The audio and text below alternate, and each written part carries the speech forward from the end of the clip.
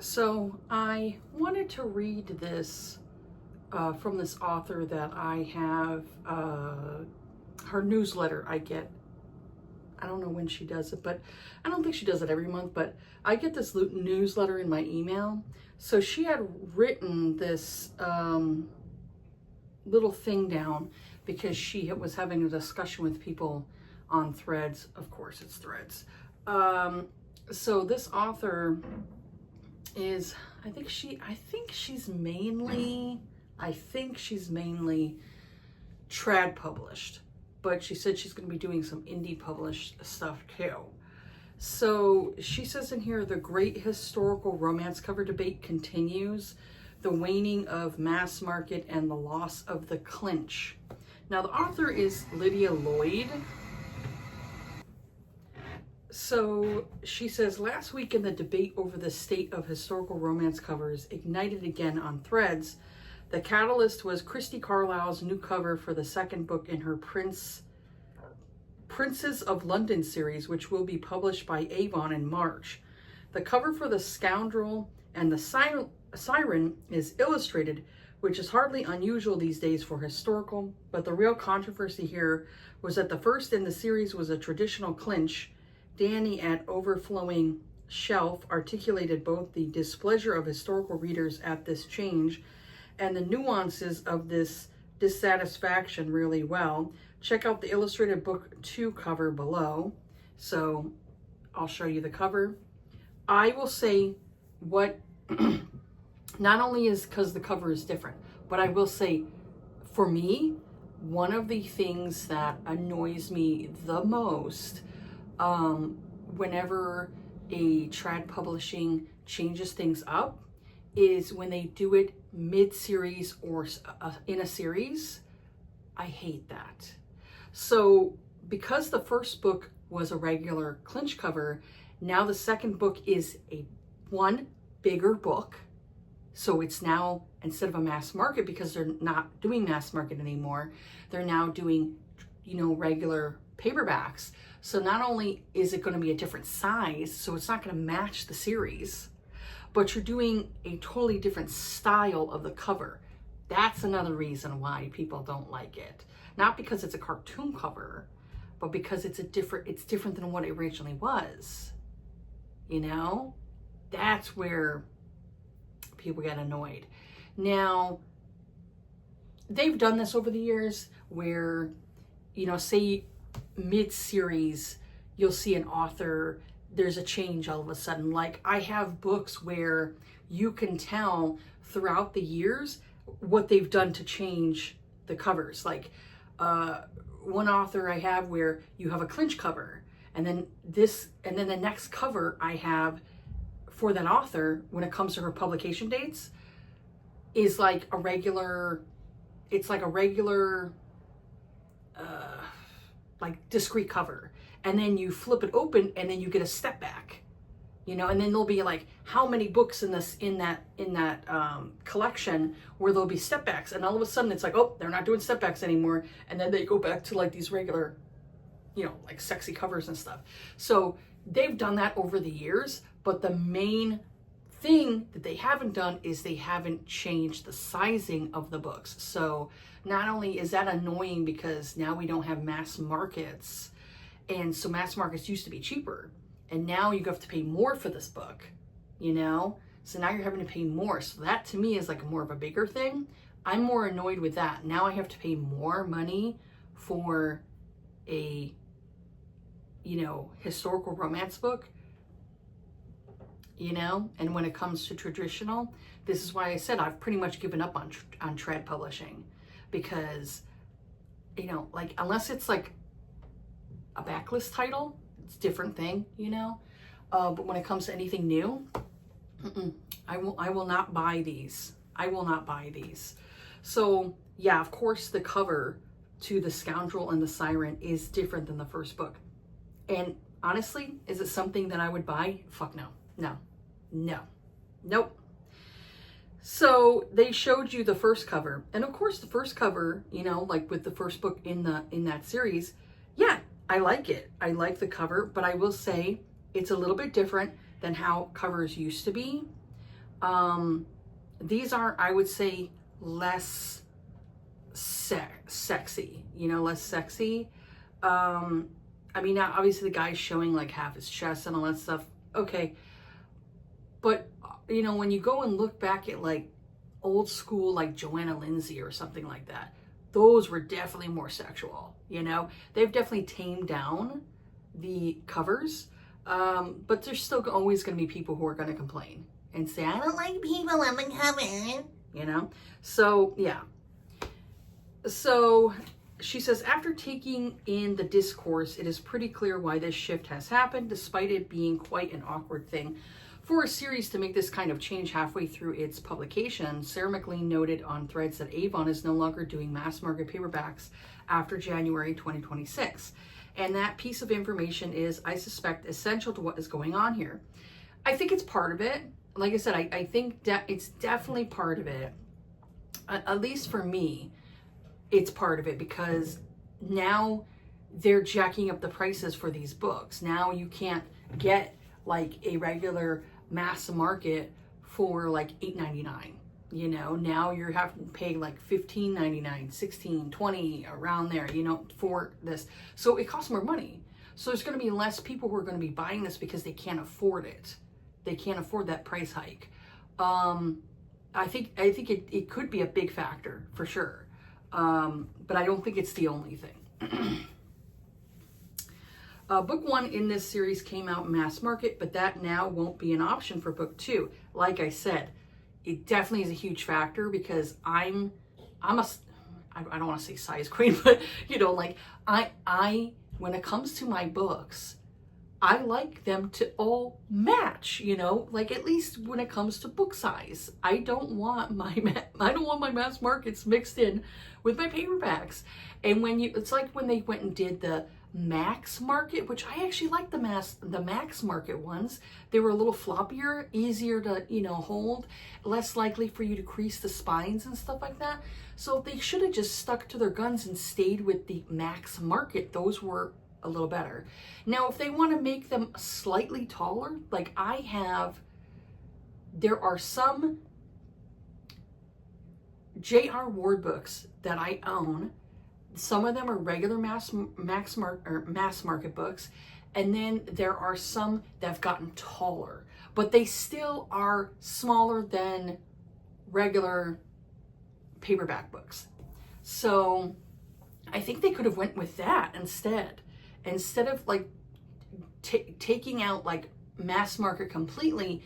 Change it up slightly, make it to where it's a little bit taller, just a little bit taller, maybe a little bit wider, but smaller than the regular traditionally published books. I think if they went that way, it might have been better. Of course, there's people who don't like change. Of course, there's going to be people who don't like it. But I think if you gave it time, people would get used to it. But now you're making it to where you're going from mass market to paperback. It's a drastic thing. And like I said, now those books don't match. Then you need to go and take that first book that got put out as a mass market and just make it a paperback. There will be people who will buy that copy just so it matches the second book. Says, therefore, the illustrated cover has probably happened because book 2 will be put out in trade. It now has to compete in that market and appeal to trade paperback buyers. They're putting an illustrated cover on the book so that it accords with similar historical romances that have come out in trade recently, of which there have been many. And I don't like the covers at all. I avoid those books completely. I won't buy them. I refuse to buy them. I'm sorry to those authors that have to now deal with that. But I refuse to buy paperback books that are historical romance with the fucking cartoon covers. I refuse. I'm done. When considered through this framework, you can understand where Avon is coming from. I can understand on the financial aspect. I completely understand. But it needs to be different. They need a different approach. The clinch cover, such as the beautiful one above, is a feature of the mass market paperback, but that format is obviously on the wane. The traditional clinch will become, I think, the province of historical romances read mostly in ebook, the ebook having effectively come to replace the mass market paperback. The historical romances that are traditionally published in paperback will need to compete in trade and use trade romance trends. On Threads, many authors and readers were understandably mourning this shift. I love clinch covers too. My books are all clinch covers. And what is happening to mass market as a format sucks. But the discussion on Threads also ran deeper than usual. Readers were expressing real frustration with this particular cover switch for Carlyle's series and seeing it as emblematic of the problems of this vexed era of Histrom publishing. As some readers and authors pointed out, what seems lost in this switch was not just that the book 2 cover is illustrated, but that the overt sexuality of the book 1 cover has been lost. I agree. Yep, I agree. The book 1 cover makes it very clear this book fucks. The book 2 cover makes that not that at all clear. Although I'm sure it still does. Thus, it is not the illustrated cover itself that is the issue for many Histrom fans, but the fact that a lot of the illustrated covers for historical romances seem to de-emphasize or obscure their heat level. Also, as others pointed out, there are illustrated covers that have the sensual vibes of the traditional clinch covers. Why don't we ever see these types of covers for historicals? That's true. Why are they always pretty cutesy? Illustrated covers don't have to be as raunchy as clinches, but can't the couple on the cover in some sort of sexy embrace? It happens in other genres all the time. To me, this issue is the heart of the matter, the loss of covers that telegraph sexuality or sensuality. And heat is heartbreaking and annoying for many Histrom readers because for a long time, a fairly high heat level has been a super important feature of the genre. Oh yeah, definitely. Cover stories in general have shifted so much, especially for covers put out by a house like Avon. The first historicals that I read were Avon titles, same, and they were all super steamy. It was one of their hallmarks, and their clinch covers signified that. This is why I think, I'll say this afterwards, this is why I think something should change, but also shift back. And I'll express that more after. I also think, though, that these debates signal a larger discomfort with what these cover changes represent. The historical romance market is fragmenting. It has been fragmenting for a while, but now it is really coming apart at the seams. For a long time, historical romances all shared a similar marketing aesthetic, which was shaped by the mass market paperback, even those that were largely sold and read in ebook. And now the genre is becoming less and less cohesive. Traditionally published historical romances are going to have to follow the broader trends for trade romances. Indie historicals are going to forge their own path, and experiment with different styles and how to appeal to different audiences. The mass market, and thus the clinch, will no longer be the organizing aesthetic of the genre, even though it will always have a powerful influence. So if you're an author, what should you do? Well, if you're a trad pub author, the decision will probably be made mostly for you. As Christy Carlyle discussed in her response to the controversy generated by her cover, a shift that she is obviously not at fault for in any way. And no, I don't blame the trad published authors at all. I know they don't have a choice in their cover, and they have to pretty much go by what the company that they work for wants for it. But I think it's a wrong choice. Not for the author, again, not for the author, for the company. Because the company doesn't know what the fuck they're doing. So I feel bad for these trad published authors that are still there and now they have to change drastically. And their audience is going to be mad. Understandably. I understand why the audience is going to be mad. But I really feel for the author. I really do. Like Christy Carlyle, I think I have some of her books. I think I might have one or two. But I have to read her because I'm not sure if I'll like her. I have to read her books to decide if I still want to keep buying her. Because if she is, like if I do like her, and I do like her writing, then I would buy the paperback, even though I don't like it, but I would buy it. But I have to read her backlist titles before I decide if I want to continue buying trad, especially for her. Because there's some authors I still do. It depends on the author, though. You know, like, what's her name there? Oh, Lorraine Heath. I will still buy from. I'll still buy Lorraine Heath books. I'll still buy her books. Okay, where was I? And if you're an indie author, as an extension of this cover debate discussion, Liana De La Rosa asked this question on Threads because she plans to self-publish a historical series in 2027. I myself posed the same question on two Threads a few months ago for the same reason. Does an indie historical author go with an illustrated or a classic clinch cover, or do they do something else altogether, an object cover, for instance? The clinch appeals to traditional readers of the genre, but in all of the new romance readers that have flooded into the market with romantasy and dark romance, would a particular kind of cover appeal to them? Again, I will talk about this after. I just want to get this done.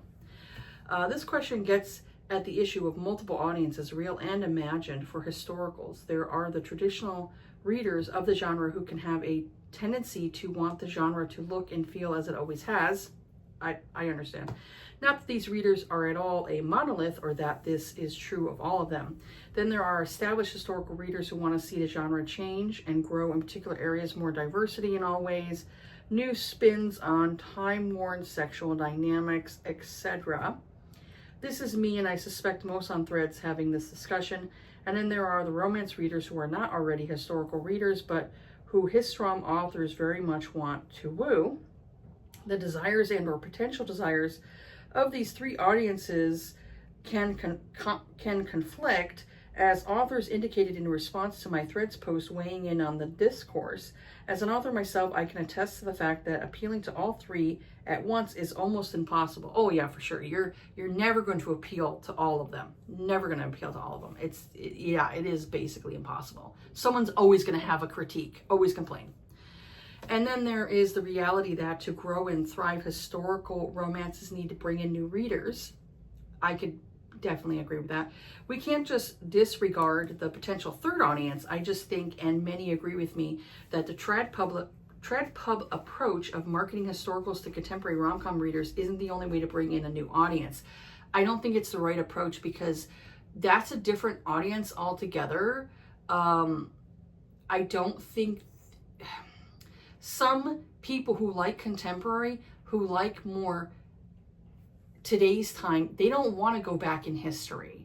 You know, they don't like, they just don't. So you're only going to appeal to a very small set of people who want to actually go for, you know, period pieces, you know. I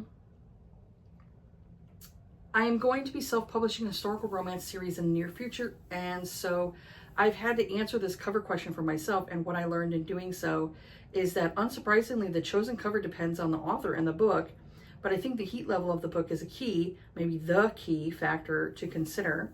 In my case, I wanted something that still had the sensual vibes of the clinch, but also felt a bit fresher, or at least a little bit different. I'm hoping to share it soon. I have my reasons for focusing on heat level because my books are high heat generally, as I said here, and so she has a thing you can click on. I have found that the non-historical romance readers who seem most open to reading my historicals are those who want high heat books. Since high heat is a top priority for them, and those are the kind of love stories they want to read, they're more open to historicals that deliver on that front. For me as an author, that's the new audience that I'm trying to bring into historical romance. I can understand that. Despite these current growing pains for the genre, I do think the future for historical is bright. It's questionable. I think for indie, it'll thrive. But I think for trad, it's gonna definitely stumble, because I don't like the way they're marketing right now. I don't like the marketing. I don't. I think they need to fire these people and get some people who actually know historical romance. Despite these current growing pains for the genre, I do think the future of historical is bright. Again, I said questionable. But that a lot of the work is cultivating new audiences will happen in indie first. I think so. Traditional publishers don't have or want to have the margin to experiment. They don't want to experiment. They want to just make money. But indie authors can be more agile, I agree, and entrepreneurial, for sure. and we'll figure out what the new historical looks like. Okay, like I said, the author's Lydia Lloyd. She does do trad publishing, but like I said, she's going down the indie route. That's good too, because it makes it easier for me. But here's two things that I think they need to do. Here are two things they think they need to do. One is a new approach, and one is a past approach. Now, the new approach I think they need to do is highlight historical fantasy. That's what I think they need to do. Because there's plenty of people who, like me too, there's only so much diversity you can do in historical that actually makes sense for like time periods and things like that. So instead, why not make historical fantasy? Because then you could pretty much do any time frame in the past. You can do it, since it has more of a fantastical feel to it. It could definitely be high diverse, a lot of diversity, as many diverse as you want to do. Then another thing I think they need to do is they can of course have it to where women have more agency, because like I said, it's historical fantasy. So you're bringing in not only fantasy readers, people who like fantasy, but they're also going back into a different time frame with it being more embellished. I'll just say you could do more embellishing because it's considered historical fantasy, where historical fiction or historical romance needs to have a good amount of realism in order for it to make sense. So I think they need to really emphasize historical fantasy. I think it would bring a lot more of those romantasy readers in and go from there. And then, like I said, you could be as diverse as you want. You can go and be as, women bosses as you want, because it's historical fantasy. So for the other people who are more into, like me, historical romances, I think they need to go back to the step backs, because I have some books right here. Right here. It's just a regular flower cover, nothing special about it, just a flower. But then when you open it, you have the sexuality of the step back. Now, I'm not saying that they have to go and hire artists that are going to charge how much for a painting. Obviously, it's going to have to be more, what you'd say, digital. It's going to have to probably be more digital art, that type of thing. But they can do it. Same thing with this one here. It's just a regular cover. You can't really tell anything by just looking at it. But and it has more of a, like historical setting or something like that, You've got like this here is a little, what's the term? What's it called again? I can't remember it. It's in my head. It's on the top of my tongue. Canopy or whatever it is. But like an area where you can kind of like sit out and watch the water, and if it starts raining, you're protected from the rain. But then you open it and you've got the step back. You've got the couple in the embrace and everything. They did that for a while, where you have these covers that are discrete covers, but then you open it and you have the step back. I think they need to go back to that. You have these books that are regular paperbacks, and then you have the discrete cover. Obviously that's in a state, it's in winter, and then you open it and you've got the step back. I was doing some gluing of my books because some of the covers where the glue was coming off of them. So I had glued some of my covers back for the spines. So same thing here. You've got a similar vibe as like that other one. And then you open it and you've got the couple in an embrace. And like I said, it doesn't have to be how the old school artists used to be, where it was more traditional. It was that traditional painting medium, that type of thing. Now they do more digital art and things like that. But I think if they went back to that, go back to the step back, you're going to appeal to two different types of readers. You're going to appeal to me because I do like step backs, but you're also going to appeal to the people who maybe they're not really into the clinch covers and they don't want, you know, people on the cover, but they'll be okay with the step backs. They could just bypass the step back, and that helps with people who are like embarrassed, you know, by the cover, you know. And also if they say they're getting harassed, you're not getting harassed with this. You're just not. It's not happening. It's not happening. So I think that's what needs to happen. I think you need to have like two different branches off. You know, you have regular historical romances, which discrete covers, object covers, whatever have you. And then you have a second page that is the step back. So it appeals to my old ass. And then you have the other side of it where it's historical fantasy, and you could do whatever you want for the cover. I think mainly object covers, stuff that makes sense for the story. You know, like say if it takes place in time, you know, it takes place in like historical times, you can show a historical setting with objects or with like discrete, you know, type of thing, where it kind of like showcases where exactly it's taking place, you know, and just kind of like do that. You could have more, you know, old school, like estates or carriages and buggies and things like that, that type of thing. And then you could kind of just stick with that and just have that as a cover. You don't have to have a step back for it, but you know, like I said, it's historical fantasy is kind of like a different thing. You know what it kind of reminds me of is, for a little while, people liked steampunk. You could have it similar to steampunk, where, like I said, it's fantasy, it has fantasy elements to it, but also it takes place in a historical time, you know? So I think I wouldn't mind getting into that. You know, I wouldn't mind getting into that. If it's called historical fantasy, yeah, I think it'd be okay. I think I'd be okay with that, and I'd be like, well, maybe I'll check them out, you know?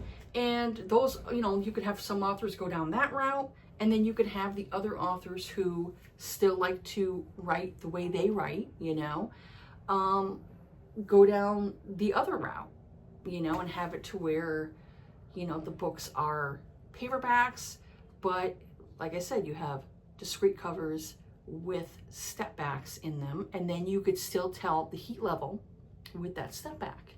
You know, like I said, for me, cover story is very important. And since they had decided to go down that route of the discrete covers years ago, like this book came out in what, the 90s or early 2000s? 2006, yep. 2006. So 2006, 2005, 2004, early 2000s, mid 90s, around there, they were doing discrete, you know, covers with step backs. And then when they stopped, I think that was the biggest hurt to the industry, was when they stopped producing the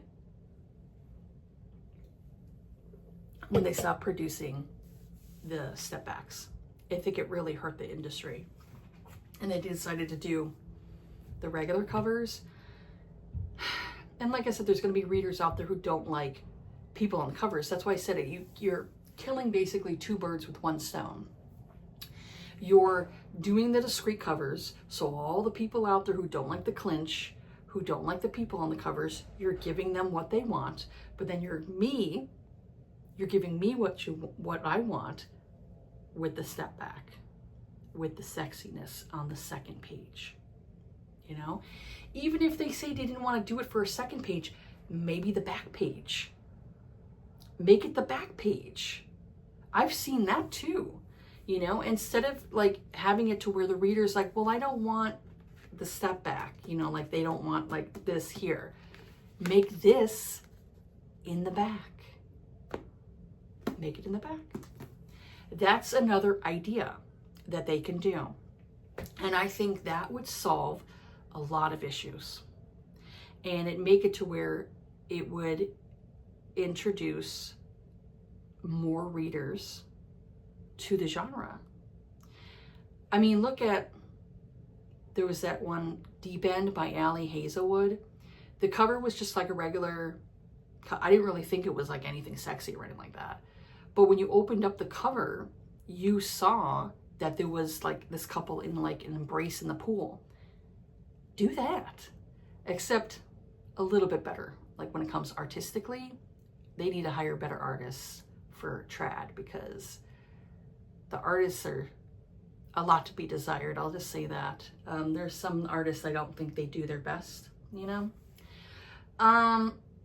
So I think that's what needs to happen. And then I think it should help. It should help.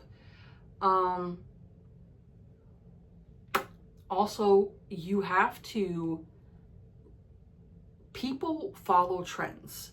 You have to start being that type of reader where you push historical romance or historical fantasy more on TikTok. That's how you're going to make that shift. That's how that shift is going to work, is that you have to really, really promote that genre. Because I mean, look at Romantasy, how huge that hit, like when it came to like TikTok. I don't read Romantasy personally. Not really. I have some, but I haven't read them yet. But it just doesn't really appeal to me. But that's just me, you know? I'm the weirdo. But it appeals to a lot of people. So if you want that appeal, you have to push it out. And that's the thing. There's not a lot of creators. Like when I was on TikTok, I barely saw any creators talking about historical romance. You have to be that creator to push out historical romance, or like I said, historical fantasy. If you can go and put out historical fantasy, you're going to attract more people to that genre.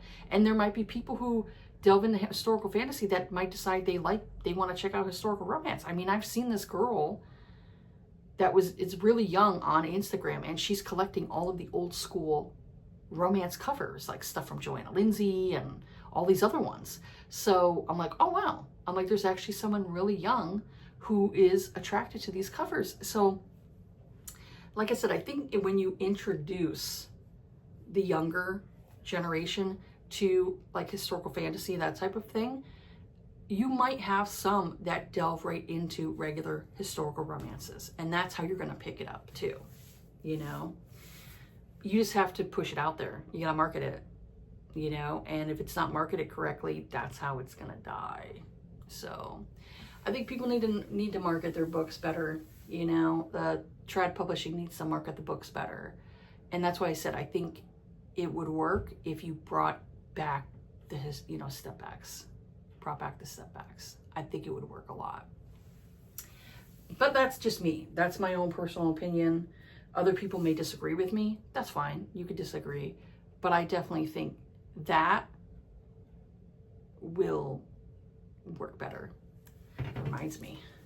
I just realized, off topic, I just realized that I had did the tabs for these ones because I don't like it up here because it can mess up the spine. I need to go in to these books now. Now I need to do it. Now I need to do it. I need to go into these books and take out the tabs I put up here and put them right here. They're better on the side. It ruins the spine less when they're on the side. So now I'm looking at it like I need to do that. So anyways, I thought it was an interesting little email that she did. And I agree with, I'd say, majority of her points. But I do think there needs to be some different type of change to the genre, the subgenre, in order for it to bring in more readers. But yeah, that's it for this video here. I'll leave her, since you may not follow her on her email, I'll leave her website. I believe she does have a website. I'll leave her website in my description if you want to check her out as an author. I have read a couple of her books and I do like her.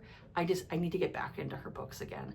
The emails I get from her kind of help remind me where I'm like, oh yeah, I need to read Lydia Lloyd again. I'll leave her in my description. You could check out that author and go from there. But yeah, let me know down below. Do you think that we need to go back to step backs? You know, like I said, you could still do them with paperbacks. You could still do that. They are still around, you know. So if they can do that for contemporary stuff where it's got all the people like, oh, this book is great. When you open it, you're like, oh, this book is great, loved it, blah, blah, blah, and all this other stuff. If they can do that, they can do step backs. So let me know down below, do you think that's a good idea? What do you think about promoting historical fantasy? And like I said, having more diversity, more women having more agency and all that stuff with a historical feel, you know? Let me know down below, what do you think about that? But yeah, that's it for this video here. Have yourselves a good day. Take care of yourselves, be kind to each other, and I'll see you all on the next video. All right, bye.